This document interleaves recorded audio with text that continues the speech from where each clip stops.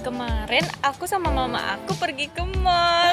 Nah, jadi aku beli susu. Susu ini banyak loh muncul di TV. Kalian mau coba nggak? Aduh, tapi aku nggak boleh sama mamaku minum susu. Ini enak loh. Udah dicoba para artis.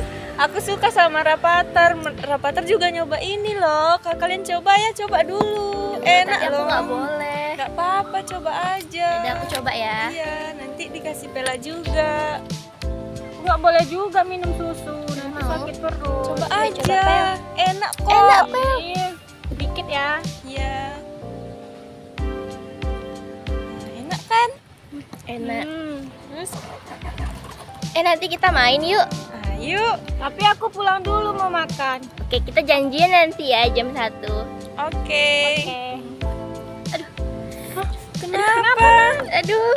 Kamu kenapa, Nana? Aduh. Kenapa nih? Hai teman-teman, pernah nggak 30 menit sampai 2 jam setelah meminum susu, kalian merasa sakit perut, kembung, atau bahkan merasa mual? Bisa jadi ini gejala lactose intolerance loh. Nah, lactose intolerance memang jarang terjadi pada usia anak-anak, khususnya anak usia 2 tahun ke bawah. Namun tidak kecil kemungkinan lactose intolerance bisa terjadi pada usia anak-anak. Karena semakin bertambah usia, maka produksi laktos akan semakin berkurang. Jadi, lactose intolerance ini merupakan gangguan yang sering terjadi pada usia remaja dan dewasa awal.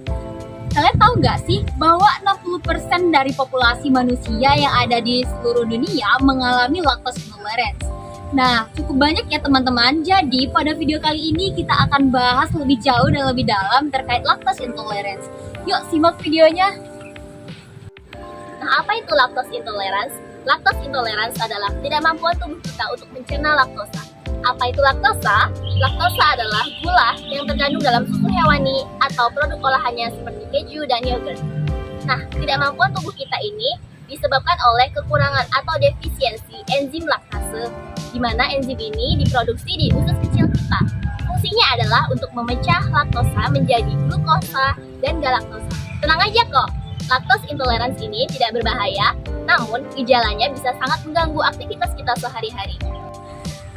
Selain itu, lactose intolerance juga dipengaruhi oleh suku etnis. Nah, berdasarkan review jurnal yang dilakukan oleh Organisasi Gastroenterologi Dunia menyebutkan bahwa 70-100% orang Asia memiliki gangguan lactose intolerance.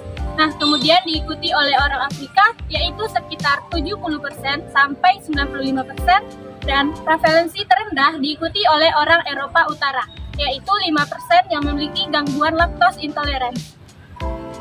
Nah, selanjutnya laktose intoleransi ini berbeda ya dengan alergi susu. Laktose intoleransi ini disebabkan karena tidak cukupnya enzim laktase untuk memecah laktosa. Sedangkan alergi susu merupakan salah satu alergi makanan yang dialami oleh tubuh seseorang yang alergi terhadap protein yang ada di dalam susu. Dan gejalanya pun yang ditimbulkan juga berbeda ya.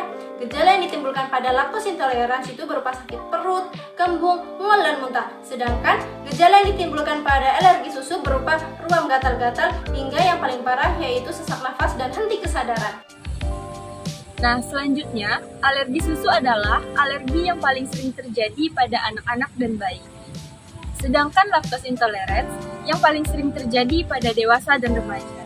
Karena pada remaja dan dewasa mereka sudah mulai jarang mengkonsumsi susu, sehingga tubuh mereka akan beradaptasi dengan cara mengurangi produksi enzim laktase. Lain halnya pada anak dan bayi, mereka masih bergantung pada konsumsi susu sehingga tubuh mereka akan beradaptasi dengan cara memproduksi enzim laktase yang lebih banyak. Lactose intolerance tidak dapat disembuhkan ya, tapi bisa kita kontrol untuk mengurangi dampak dan gejala yang ditimbulkan. Nah, masing-masing orang akan menunjukkan reaksi yang berbeda-beda terhadap laktosa. Diharapkan masing-masing individu dapat mengenali, mempelajari, dan bereksperimen pada tubuhnya masing-masing untuk mengetahui seberapa banyak laktosa dan produk-produk yang mengandung laktosa yang dapat diserap oleh tubuh. Nah, cobalah dengan mengkonsumsi setidaknya setengah gelas untuk melihat efek yang ditimbulkan pada tubuh Anda. Menurut Prevalence Clinic, tips yang dapat dilakukan oleh penderita lactose intolerance ini adalah dengan mengkonsumsi susu lebih dari 1 gelas dalam sehari.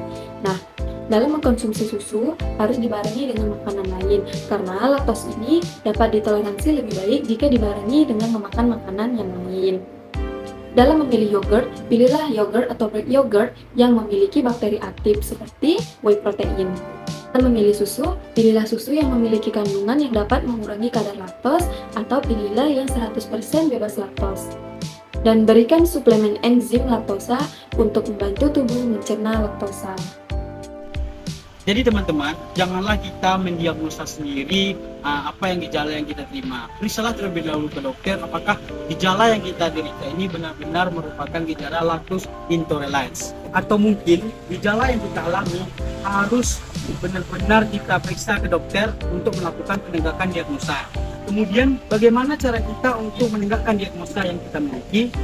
Caranya yaitu yang pertama, kita sebagai pasien itu dianjurkan untuk berpuasa selama 8 jam. Kemudian kadar gula pada diri kita itu akan diukur setiap 2 jam sekali setelah meminum cairan yang mengandung laktos. Jika kadar gula tubuh kita itu tidak naik, maka kita dipastikan mengalami lactose intolerance.